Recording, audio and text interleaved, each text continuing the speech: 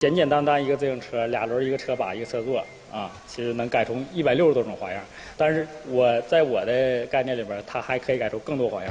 Li Shi is a teacher at a vocational education center. He often uses discarded materials to assemble funny bikes.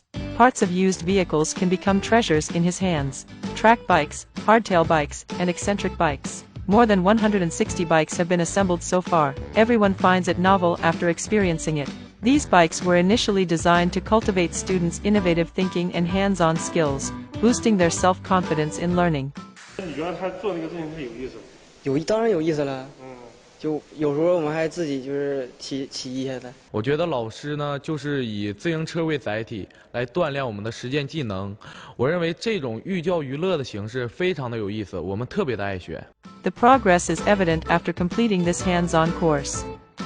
From being unfamiliar with the tools to crafting an unprecedented bicycle and shooting short videos, through the hands-on experience, they have gained a lot. It also allows them to build confidence for the future.